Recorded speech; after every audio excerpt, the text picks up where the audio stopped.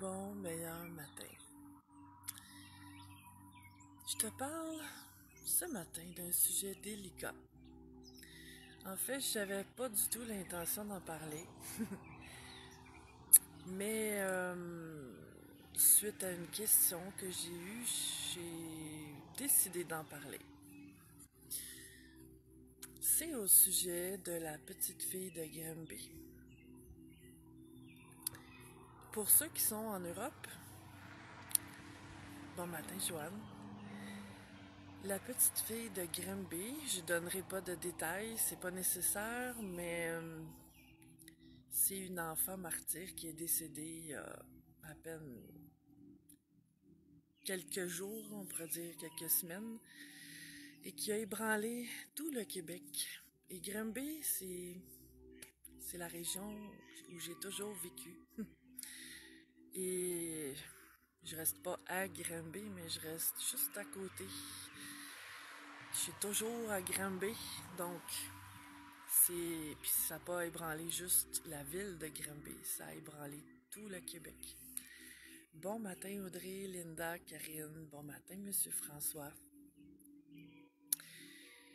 Et j'avais décidé de ne pas en parler parce que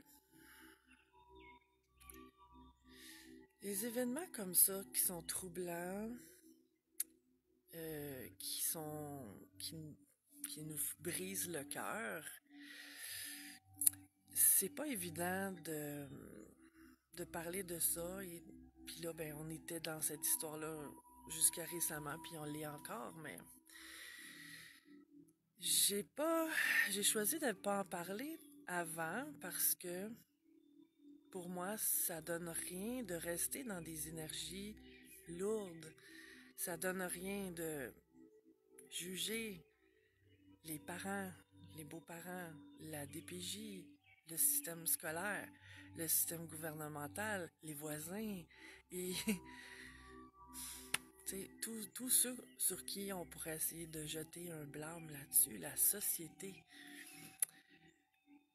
Mais j'ai eu une question dernièrement et c'est pour ça que j'ai choisi d'en parler. Bon matin, toutes les belles âmes qui s'ajoutent, je n'aimerais pas toutes personnellement parce que sinon ça peut être long. Puis j'ai mis une musique, je sais pas si tu l'entends. J'ai mis une musique aussi qui aide à guérir le cœur, qui aide à ouvrir le cœur et hausser nos vibrations. Bon, vous l'entendez, merveilleux. Parce que c'est un sujet qui vient toucher des cordes très sensibles. Et la question qu'on m'a posée, c'était est-ce que tu crois que c'est un karma que cette âme-là avait à vivre? Je t'explique un peu ma vision du karma. Parce que pour moi, le karma, c'est pas une punition. C'est pas c'est pas une fatalité. C'est pas que je suis punie pour les choses que j'ai faites de méchantes dans les vies passées, puis que je souffre, puis que si j'ai des situations difficiles dans ma vie aujourd'hui, ça veut pas dire que c'est parce que j'ai été une mauvaise personne dans d'autres vies, ok? C'est ma vision personnelle, t'en fais ce que tu veux. Mais en faisant un travail avec les âmes, j'ai compris aussi que dans nos vies, je vais dire antérieures, même si je crois pas, en tout cas, c'est une façon d'expliquer les choses, mais je crois que tout se passe ici et maintenant.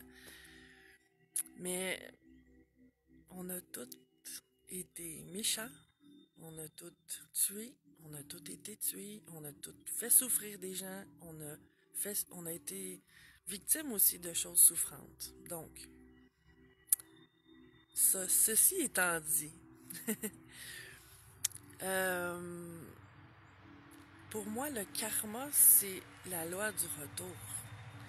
C'est pas parce que j'ai mal agi et que quelqu'un, tu sais, si j'ai été cruel envers une personne, cette personne-là doit se venger de moi.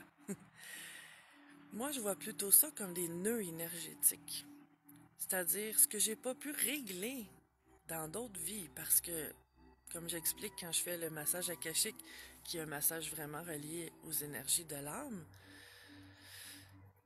c'est que les nœuds que j'ai pas pu défaire dans d'autres vies, parce que dans beaucoup d'époques, contrairement à la chance qu'on a aujourd'hui, on pouvait pas être soi-même, s'exprimer facilement.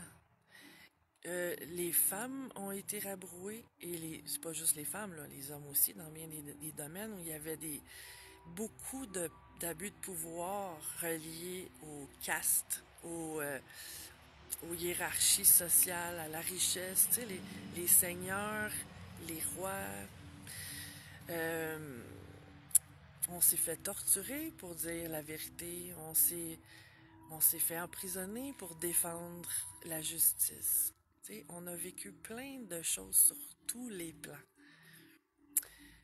Et pour moi, le karma, ce qu'on vit aujourd'hui, c'est pas pour être, pas pour épurer, payer ce que j'ai mal fait les autres vies. C'est plutôt pour essayer de défaire les nœuds que j'ai pas défaits dans d'autres vies, que j'ai pas pu défaire parce que j'ai pas été capable. Si par exemple, dans une autre vie, j'ai été esclave, ce que j'ai pu faire, c'est juste subir. J'ai pas pu me défendre, j'ai pas pu m'exprimer, j'ai pas pu rétablir mon équilibre. Donc l'âme est partie avec ce nœud-là. Et au niveau de l'âme, on l'apporte partout où on va. Donc je vais le revivre ici sous une autre forme, avec d'autres personnes, d'autres personnages, d'autres décors, une autre histoire. Mais le nœud va être le même. C'est-à-dire que j'ai à mettre mes limites et j'ai arrêté de subir des injustices, admettons. Donc pour moi, l'histoire de la petite fille de Granby, c'est pas tant une histoire de karmique, de karma, ça peut l'être, mais il y a des âmes qui ont choisi, pour moi, souvent les enfants qui sont morts en bas âge. Bon matin à ceux qui se sont rajoutés. Euh, les enfants qui meurent en bas âge, ou les enfants qui ont des maladies en bas âge, ou c'est comme les enfants trisomiques, les enfants autistes, ils sont venus éveiller des consciences et peut-être aussi vivre des limitations. Ça peut être sur plein de plans, là, c'est du cas par cas. Mais les enfants qui décèdent en bas âge, surtout dans des circonstances dramatiques comme on l'a vu dernièrement, on peut pas rester indifférent, là. C'est des âmes, pour moi, qui ont choisi de venir ébranler les structures en place qui ne fonctionnent plus. Le monde évolue et si on regarde dans la société, c'est encore géré comme ça l'était il y a 50 ans. Par contre, la conscience est plus comme elle l'était il y a 50 ans. Puis même nos lois datent de centaines d'années. Tu sais, c'est plus tout aligné sur ce que on vit aujourd'hui et sur ce qu'on est devenu en tant que peuple. Ces structures-là, tu sais, c'est pour ça que ça brasse tellement dans les milieux de banques, de gouvernement, de toutes ces structures-là de justice, parce que c'est des vieilles structures qui ont besoin d'être adaptées à ce qu'on vit aujourd'hui. Donc pour moi, cette histoire-là, c'est une âme généreuse qui est venue nous montrer ce qui fonctionne plus et ce qui a besoin d'être changé aujourd'hui. Et ce que ça fait quand on voit des drames comme ça qui ébranlent des collectivités, des peuples, puis des fois le monde, la planète au complet, je pense à l'événement du 11 septembre.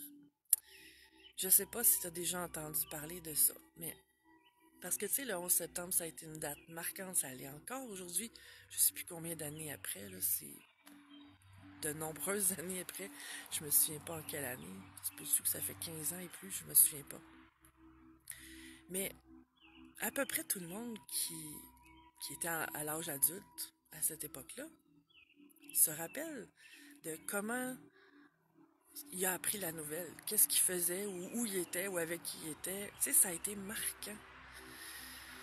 Et je sais pas si tu savais que depuis au moins une quarantaine ou une cinquantaine d'années, il y a eu des technologies qui ont été inventées. Il y a des scientifiques qui mesurent l'énergie de la planète, la fréquence vibratoire de la planète. C'est ce qu'on appelle les fréquences de Schumann.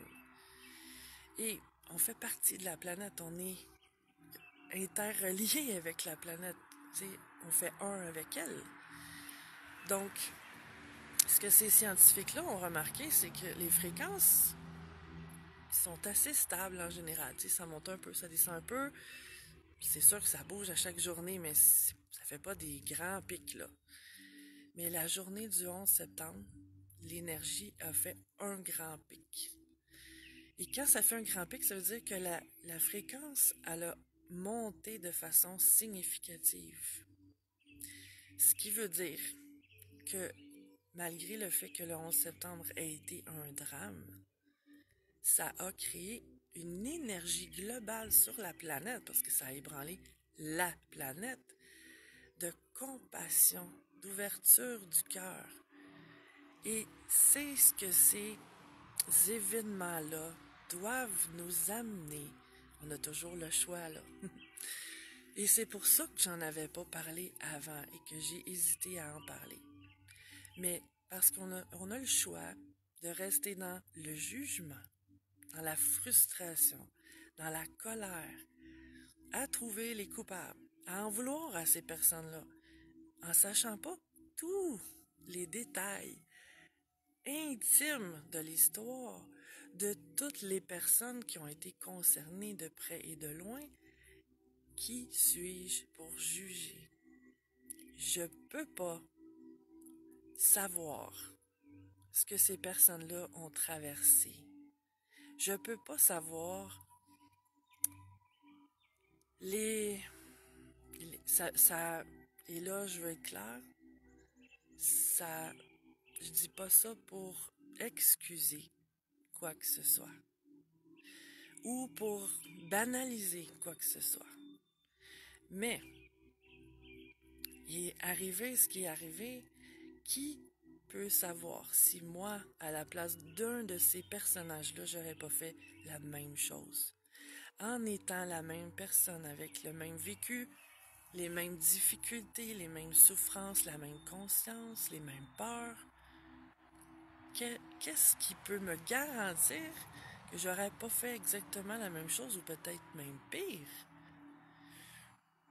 On sait pas tout. On peut pas savoir tout. On sait ce qu'on nous a dit, ce qu'on nous a montré, mais on sait pas tout.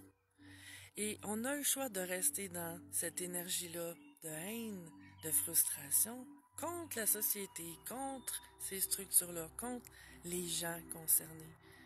On a le choix aussi de créer une ouverture du cœur, d'aller au-delà de ces jugements-là et d'utiliser ça pour mettre encore plus d'amour et de compassion en ce monde qui en a bien besoin. C'est mes réflexions sur ce sujet-là. Donc, je t'invite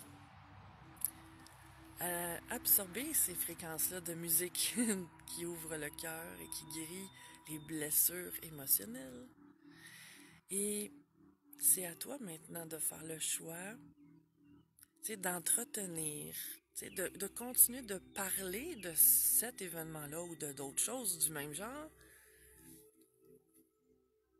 pour maintenir des fréquences vibratoires basses, de peur, de souffrance, de jugement, de colère, de frustration. Ou de faire ce que j'adore, de l'alchimie, et de choisir autre chose. Ce qui n'est pas de renier ce qui s'est passé, ou de le banaliser, ou de l'engourdir, ou de le mettre de côté. En prendre conscience. Et la conscience, pour moi, doit aller main dans la main avec l'amour. Parce que de la conscience qui juge, c'est plus de la conscience pour moi, c'est de l'inconscience. c'est le choix qu'on a tous à faire à travers cette situation-là de la petite fille de Granby et de tout le reste. Sur ça, je te souhaite la meilleure des journées, dans l'ouverture du cœur, dans la paix, pas parce que le monde est parfait, mais parce qu'on est venu expérimenter ces imperfections-là pour ouvrir au-delà du jugement et agrandir notre capacité d'amour. C'est en tout cas ma vision des choses.